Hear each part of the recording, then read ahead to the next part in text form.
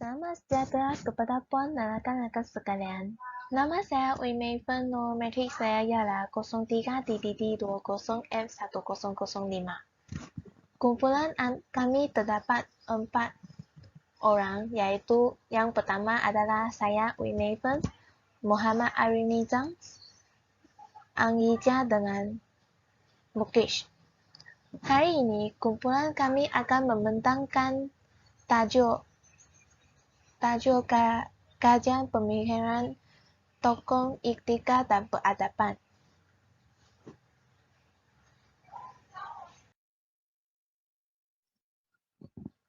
Tokoh yang kumpulan kami akan kajian ialah beliau adalah Ibu Khaldun.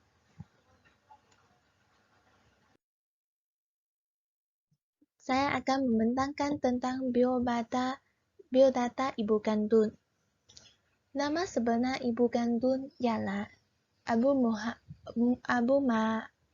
Rahman bin Muhammad bin Muhammad. Beliau dikenali dengan Ibu Khaldun kerana dihubungkan dengan garis keturunan karnianya yang ke-9, yaitu Khairi bin Usman. Beliau dilahirkan pada tahun 27 Mei 1332 di Tunisia dan meninggal dunia pada tahun 17 Mac 1406 Masehi di Karina, Marseille. Beliau dikebumikan di luar Bandu Nice, yaitu kebubuhan Al-Musi. Beliau berasal daripada keturunan Arab Yaman dan merupakan salah seseorang bakal sejarah Arab terganggu. Beliau juga dikenali sebagai bapa kepada sejarah, kebudayaan dan sains sosial. Ibu Khaldun beliau lahir dari keluarga kelas atas Andalusia keturunan Arab dan beliau juga menerima pendidikan daripada beberapa guru terbaik di kotanya. Bapa beliau merupakan seseorang yang ahli dalam bahasa dan sastra Arab yang bernama Abu Abdullah Muhammad dan telah wafat pada tahun 749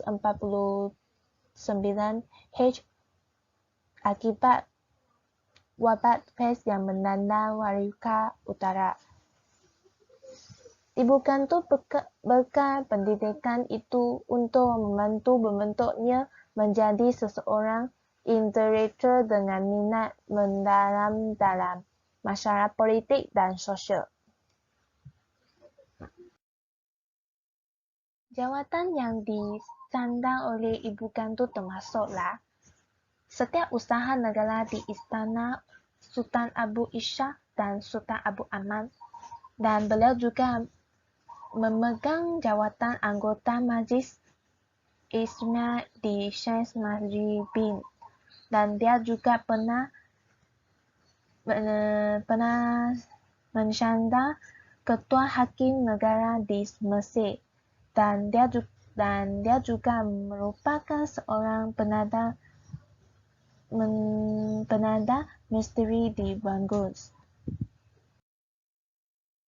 Seterusnya, saya akan membentangkan tentang latar belakang kehidupan Ibu Khaldun. Keluarganya berasal dari keturunan Arab Yaman yang datang ke Sepanyol semasa pembukaan Sepanyol oleh tentera Arab Muslim. Keluarganya menetap di Kamayur kemudian berpindah ke Seminoe Spanyol. Keluarga Ibu Khaldun merupakan antara keluarga terpenting di Seminoe dan memegangkan jawatan pentadbiran dan politik. Beliau telah kehilangan ibu dan bapaknya akibat wabak kusta yang melandangkan dalam kampungnya. Yang paling ini adalah sebagai rujukan ketika saya buat biodata Ibu Khaldun. Sekian, terima kasih. Terima kasih Puan dan rakan-rakan sekalian. Selamat sejahtera puan dan semua, nama saya Anggija dan nombor metrik saya ialah 03DDT20F1081. Hari ini saya ingin membentangkan perjalanan hidup Ibnu Khaldun mengikut garis masa, pendidikan Ibnu Khaldun dan pelibatan politik tentang Ibnu Khaldun dalam kajian pemikiran tokoh etika dan peradaban. Pertama, saya akan masuk topik perjalanan hidup Ibnu Khaldun mengikut garis masa. Dalam tahun 1349, bapa dan sebilangan besar gurunya meninggal dunia dan beliau berhijrah ke Maroko. Dalam tahun 1363, beliau menjadi duta Raja Moor di Granada kepada Perdu Kejam Castile, the Kura of Castile, sewaktu pemerintahan Tunisia dan Maroko. Dalam tahun 1375, beliau diusir daripada Granada disebabkan sejarah politik lepas, dan beliau kembali ke Algeria dan menghabiskan masa 4 tahun menulis mukadimah. Dalam tahun 1382, beliau berhijrah ke Mesir dan menghabiskan riwayatnya sebagai guru dan pensyarah di Universiti Al-Azhar dan beberapa universiti lain. Beliau pernah dilantik sebagai hakim di Iraza oleh Sultan Abdul Abbas, pemerintah Kairo. Dalam tahun 1387, beliau sempat mengerjakan haji sebelum meninggal dunia. Kedua ialah pendidikan Ibnu Khaldun.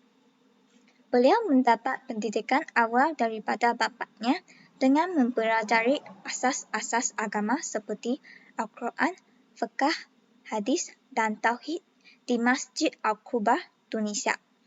Beliau menghafal Al-Quran sejak kecil. Setelah dewasa, beliau belajar linguistik bahasa Arab seperti nahwu dan saraf, usuluddin dan kesusasteraan. Beliau mempelajari bahasa Arab daripada bapa beliau, Muhammad bin Abdul Muhaimin al-Harami, Muhammad bin Sa'ad al-Ansari, Muhammad bin Sawasi al-Ghazali. Beliau turut mempelajari mantik, sains, falsafah, matematik dan sejarah daripada beberapa orang ulama terkemuka pada masa itu seperti Muhammad bin Ibrahim al-Abili. Ketika berusia 18 tahun, beliau terpaksa berhenti belajar kerana Tunisia ditimpa wabak Down. Kemudian beliau melanjutkan pelajaran tinggi di Fez dengan beberapa orang guru dan ulama yang terkenal. Bidang ilmu yang diterangkai dan dikuasai oleh Ibnu Khaldun ialah bahasa Arab, nahwu dan balaghah, mustalah hadis, sastra, fiqh, usul fiqh, mantik, sains, falsafah, matematik, sejarah, ekonomi, politik, dan sosiologi. Bidang ilmu yang telah diistilahkan, diperbaharui dan dimajukan oleh Ibnu Khaldun ialah ilmu sejarah dan persejarahan, politik, ekonomi, sosiologi, biografi, kesusasteraan, karang-mengarang, dan psikologi pendidikan. Akhir sekali ialah pelibatan politik tentang Ibnu Khaldun. Beliau bermula sebagai tukang stempel surat di bawah pemerintahan Ibnu Tafrakin, dan beliau menjadi setiausaha Sultan Abu Idnam di Tafrakin dan Abu Zaid. Seterusnya, beliau melibatkan diri dengan Amir Abu Abdullah Muhammad, musuh Sultan Abu Idnam untuk merebut kuasa dan tata pemerintahan di penjara selama 2 tahun. Dan beliau juga menjadi setiausaha dan penasihat Abu Salim, penguasa Maroko, dan menjadi duta Raja Moor di Granada. Seterusnya ialah beliau menjadi Perdana Menteri setelah menerima tawaran Abdullah Muhammad al-Hafsi kerana tidak sefahaman dengan pemerintah Maroko. Inilah adalah lengkapan semua maklumat saya ambil dari link sini. Itulah saja daripada saya. Terima kasih. Assalamualaikum warahmatullahi wabarakatuh. Nama saya Muhammad Nizam bin Muhammad Aris. Hari ini saya ingin menceritakan tentang pemikiran Ibn Khaldun. Pemikiran Ibn Khaldun memberi impak kepada sejarah, sosiologi dan ekonomi. Dari segi ekonomi, memberi impak kepada manusia dan ekonomi, teori pengeluaran, teori nilai, wang dan harga, teori pengagihan dan teori sistem pasaran. First, manusia dan ekonomi dia berdasarkan kepada prinsip-prinsip dalam falsafah Islam, dan dianggap manusia sebagai manusia Islam yang memerlukan pengetahuan ekonomi untuk penuhi misi di dunia. Seterusnya, teori pengeluaran. Dia menghentikan keseimbangan penawaran dan pemerintahan, pertumbuhan ekonomi dan pembahagian tenaga buruh berkait rapat dengan pasaran. Seterusnya, teori nilai, wang dan harga. Nilai sesuatu barangan bergantung kepada nilai buruh yang terlibat dalam proses pengeluaran. Seterusnya, teori pengagihan. Pembahagian ekonomi kepada 3 sektor. Yang pertama pengeluaran, kedua pertukaran dan yang ketiga perkhidmatan awam. Terdapat 3 elemen utama harga barangan, iaitu gaji, untung dan cukai. Seterusnya, teori sistem pasaran. Sistem pasaran perlu campur tangan kerajaan dan dalam ekonomi, kawalan pasaran ceguh penipuan. Seterusnya, sejarah. Pandangan ilmu Khaldun. Sejarah berkait rapat dengan latar belakang suatu masyarakat, penekaan aspek dalam sesuatu peristiwa. Seterusnya, kesalahan yang sering dilakukan oleh ahli sejarah. Kesalahannya tidak mempunyai pengetahuan mendalam mengenai peristiwa sejarah dan kegagalan menguasai ilmu yang sepatutnya. Seterusnya, perkara yang dilakukan oleh sejarawan dalam penelitian dan analisis sejarah. Mengkaji peristiwa lalu untuk dijadikan iktibar, mengkaji kira pengaruh iklim dan alam sekitar. Seterusnya, sosiologi. Cetus pemikiran baru memberi impak pada sistem sosial manusia berubah. Faktor-faktor cetus pemikiran baru merubah sistem sosial manusia, iaitu pengaruh iklim ataupun makanan, emosi dan jiwa manusia, faktor kemampuan berfikir, bentuk muka persekitaran. Itu sahaja dari saya. Terima kasih. Selamat sejahtera kepada puan dan semua. Nama saya Mukesh Periasami dari kelas DDT 3C, nombor matrik 03DDT 20L1058. Tajuk kita hari ini adalah kajian pemikiran tokoh etika dan peradaban Ibn Khaldun. Saya nak bincangkan tentang sumbangan Ibn Khaldun. Pertamanya adalah penglibatan dalam aktiviti sosial dan politik. Beliau pernah menyandang beberapa jawatan dan pernah berkhidmat dengan beberapa orang perintah.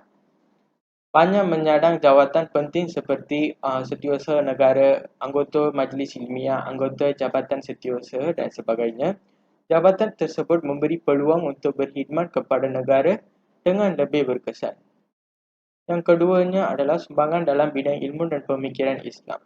Berjaya menganalisis sejarah dari aspek kemasyarakatan, ekonomi, politik dan pendidikan. Memberi panduan yang baik kepada manusia, merupakan pelabur kepada pemikiran moden khususnya dalam bidang sejarah, politik dan sebagainya.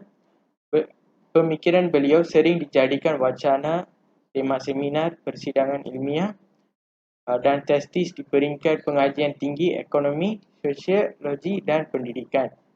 Sebuah anugerah ilmiah yang prestasi dinamakan sempena nama beliau iaitu Ibn Khaldun Chair of Islamic Studies di Amerika dan juga diabdikan di dalam sebuah universiti di Jakarta, Indonesia iaitu Universiti Ibn Khaldun. Sumbangan ketiganya adalah karya agung Ibn Khaldun, Al-Muqaddimah, merupakan karya agung Ibn Khaldun dalam bidang persejaraan. Buku ini merupakan ensiklopedia sintesis mengenai metodologi sains kebudayaan yang penting.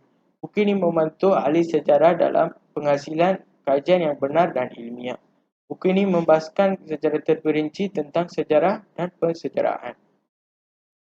Isi kandungan dalam buku ini dibagikan kepada dua bahagian asasi, contohnya disiplin falsafah, falsafah sejarah dan sebagainya.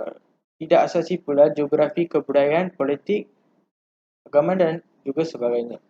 Mukadimah ialah sumbangan yang agung dalam bidang persejahteraan yang merupakan percubaan awal untuk memahami perubahan yang berlaku pada organisasi politik dan sosial manusia.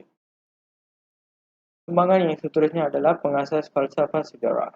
Ibnu Khaldun mendefinisikan sejarah sebagai catatan atau maklumat tentang masyarakat manusia, iaitu perubahan yang berlaku pada sifat manusia seperti kemarahan dan sebagainya. Secara ringkas, daripada definisi, sejarah dan masyarakat adalah satu yang mempunyai kesamaan realiti yang berhubung kait antara satu sama lain. Konsep ini berbeza dengan berpendapat Herodotus yang seorang ahli sejarah Yunani membatalkan bahawa Tuhan telah campur tangan secara langsung dalam menentukan sejarah manusia dan bukan manusia itu sendiri yang menentukan sejarahnya.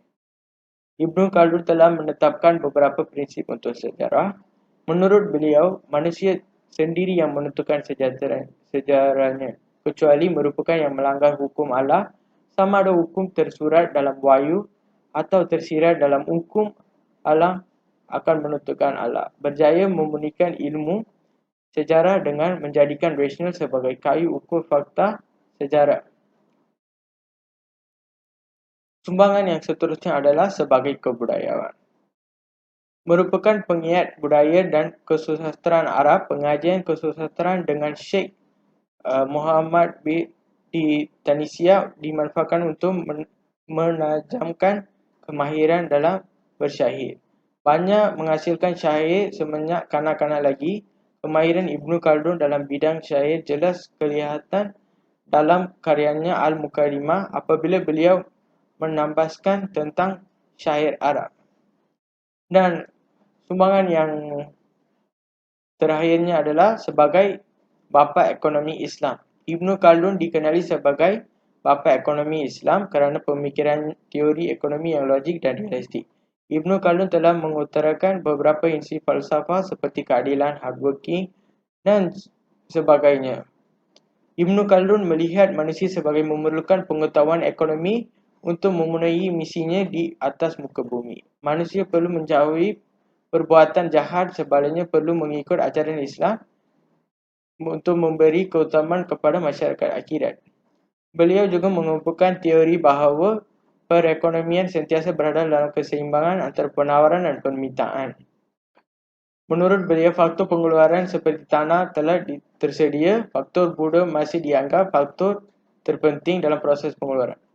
Ibnu Khaldun juga berpendapat bahawa kenaikan paras harga barang yang tetap amat perlu untuk mengawal tahap produktiviti. Sekian, terima kasih. Itu je daripada saya.